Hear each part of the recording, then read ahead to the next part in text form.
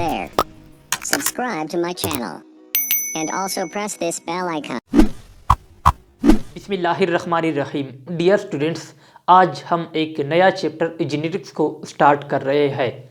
इससे पहले दो यूनिट्स यानी चैप्टर्स हमारे कंप्लीट हो चुके हैं। सेल बायोलॉजी और सेल साइकिल के जो दो चैप्टर थे वो हमने कंप्लीट किए हैं। सेल बायोलॉजी को तकरीबन 39 लेक्चर्स में और सेल साइकिल को तकरीबन 25 लेक्चर्स में हमने कंप्लीट किया है। ये सारे लेक्चर्स हमने अपलोड किया है यूट्यूब पर, इसी MS ट्यूटोरियल चैनल पर, जो कि एक यूट्यूब चैनल है। अगर आपने नहीं देखे हैं तो आप यूट्यूब पर सर्च कर सकते हैं। तो इसके बाद आज से हम स्टार्ट कर रहे हैं जेनेटिक्स। तो पढ़ते हैं जेनेटिक्स के बारे में कि जेनेटिक्स में हम क्या कुछ पढ़ेंगे और जेनेटिक्स दरअसल क्या होता है, जेनेटिक्स में क्या होता है।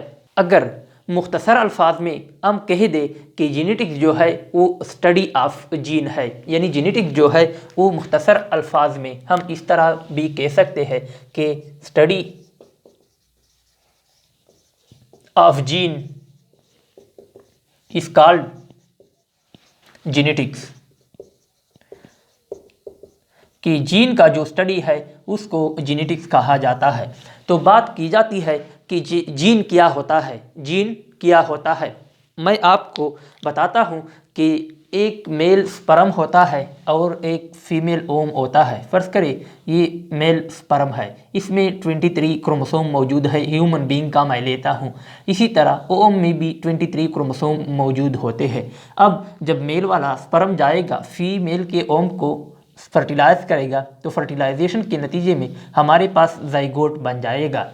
तो इस तरफ भी 23 क्रोमोसोम मौजूद होंगे जो कि फादर की तरफ से होते हैं, और इसी तरह 23 क्रोमोसोम इस तरफ मौजूद होंगे जो कि मदर की तरफ से आए होते हैं।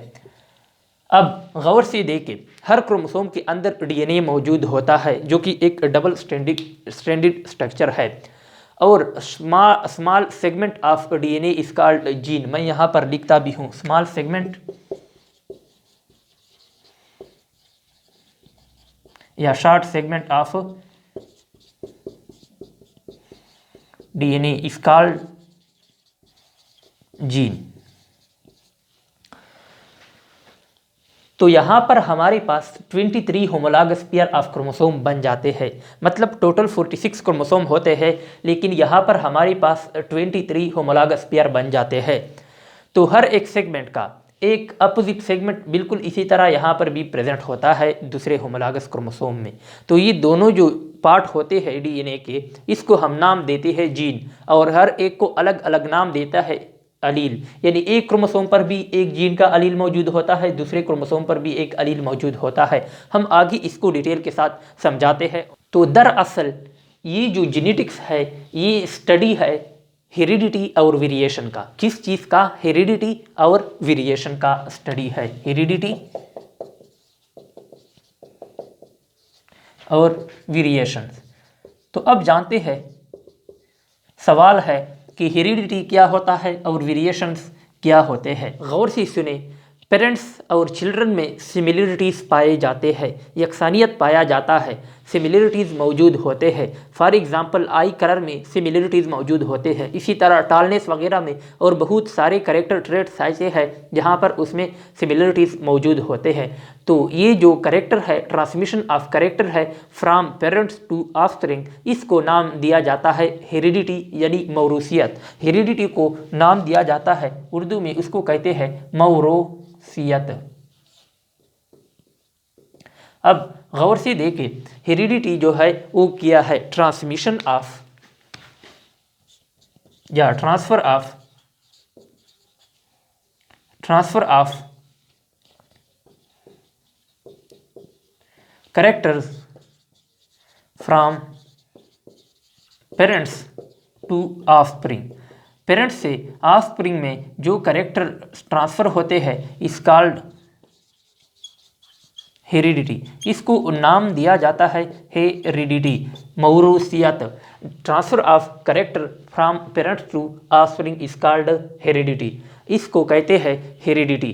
जबकि इसी तरह अगर आप देखें कि जो चिल्ड्रंस होते हैं और पेरेंट्स होते हैं इसमें कुछ डिफरेंसेस भी मौजूद होते हैं। फॉर एग्जांपल इसी तरह दो बच्चे एक ही वालिदैन जिसका पेरेंट्स सेम होते हैं वो भी आपस में डिफरेंट होते हैं, उसमें डिफरेंसेस मौजूद होते हैं, तो इसी डिफरेंसेस को नाम दिया जाता है वेरिएशंस। तो ये जो डिफरेंसेस होते हैं between the parents and offspring and also in between the offspring, इसको नाम दिया जाता है वेरिएशंस।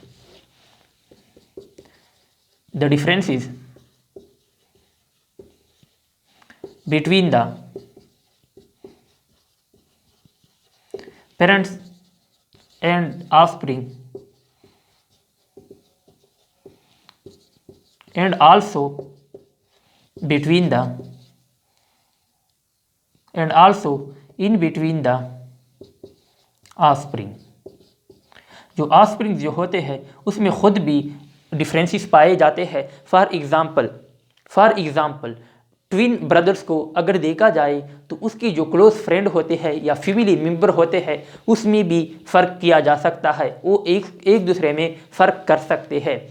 क्योंकि इसमें थोड़े से वेरिएशन मौजूद होते हैं, डिफरेंसेस मौजूद होते हैं। तो गौर से देखें, जो सिमिलरिटीज़ जो मौजूद होते हैं इसका काज कौन है? हेरिडिटी। जो सिमिलरिटीज़ मौजूद होते हैं between the parents and offspring and in between the offspring, तो इसका काज कौन है? हेरिडिटी। और इसी तरह जो चेंजेस मौजूद होते हैं उसका काज कौन है? वेरिएशन। तो हम लिख सकते हैं यहाँ पर the cause of similarities is heredity. तो सिमिलरिटीज़ का काज कौन है? यही हेरिडिटी है। और इसी तरह डिफरेंसेस जो मौजूद होते हैं इसका काज क्या है? The cause of differences is variation. यानी जो वेरिएशंस होते हैं इसका काज कौन है? यानी जो डिफरेंसेस होते हैं उसका काज कौन है? वेरिएशंस है। और हमने पढ़ा था कि ये वेरिएशन जो होते हैं इसका काज कौन होता है? Crossing over. क्रॉसिंग ओवर जो होता है मियोसिस में जो होता है प्रोफेज 1 में, तो इसका काज वेरिएशन का काज कौन है? Crossing over. और क्रॉसिंग ओवर के नतीजे में वेरिएशंस पैदा होते हैं और ये वेरिएशन जो है ये बेस प्रोवाइड करता है फॉर द इवोल्यूशन। और अगले मरहले में बहुत सारे वेरिएशंस के बाद एक नेक्स्ट जनरेशन शुरू हो जाता है। तो जो पहला जनरेशन होता है और नेक्स्ट जनरेशन जो होता है काफ़ी अरसे बाद वो बहुत ज़्यादा एक दूसरे से मुख्तलिफ हो चुका होता है, बहुत ज़्यादा डिफरेंट हो चुका होता है। तो दो जनरेशन में जो वेरिएशन मौजूद होते हैं, जो चेंजेस मौजूद होते हैं, जो मुख्तलिफ जो चेंजेस मौजूद होते हैं वो किस वजह से होते हैं? वो यही वेरिएशंस की वजह से होते हैं। तो याद रखो, जेनेटिक्स में हम दरअसल ये मैकेनिज्म ऑफ हेरिडिटी को पढ़ते हैं और काजेस ऑफ वेरिएशन को पढ़ते हैं कि ये हेरिडिटी जो है, जो ट्रांसफ़र ऑफ कैरेक्टर है फ्रॉम पेरेंट्स टू ऑफस्प्रिंग, ये किस तरह होता है इसका मैकेनिज्म हम पढ़ते हैं। इसी तरह जो वेरिएशन होते हैं उसके ये जो काजेस होते हैं, किस वजह से ये वेरिएशन पैदा होते हैं, उसके काजेस भी हम पढ़ते हैं। तो हम जेनेटिक्स को किस तरह डिफ़ाइन करेंगे? जेनेटिक्स को हम इस तरह डिफ़ाइन करते हैं, the biological science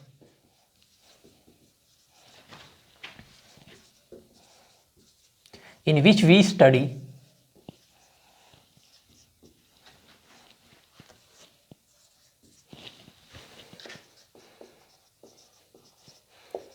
mechanism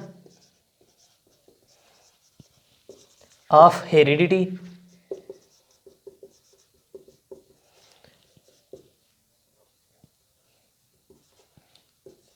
and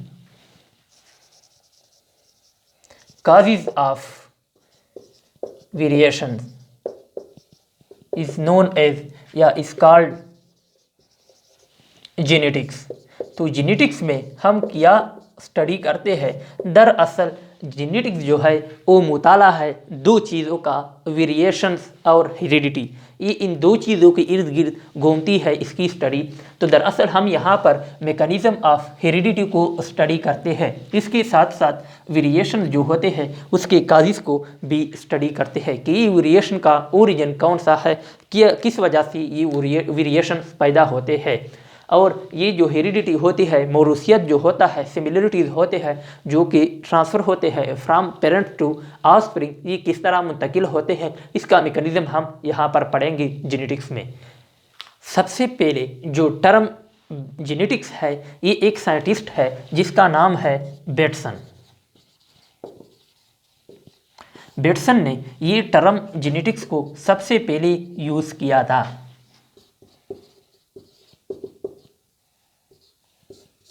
सबसे पहले 1906 में, इम्पॉर्टेंट एमसीक्यूज है, 1906 में ये जो टर्म जेनेटिक्स था ये बेटसन ने यूज़ किया था।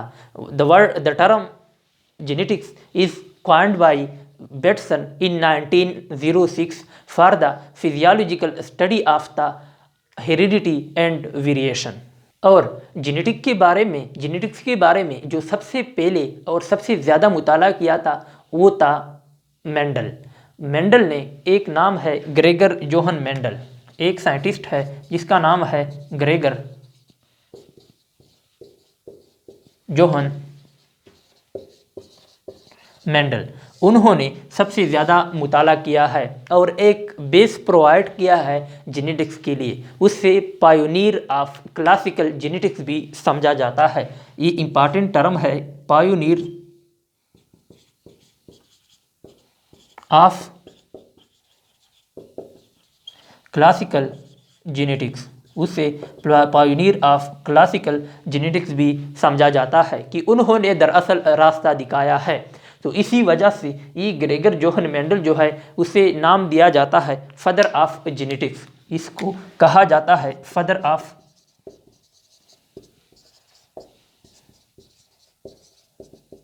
जेनेटिक्स। इसी मेंडल बाबा को नाम दिया जाता है फादर ऑफ जेनेटिक्स। तो पूछा जा सकता है आपसे कि फादर ऑफ जेनेटिक्स कौन है, वो है ग्रेगर जोहन मेंडल।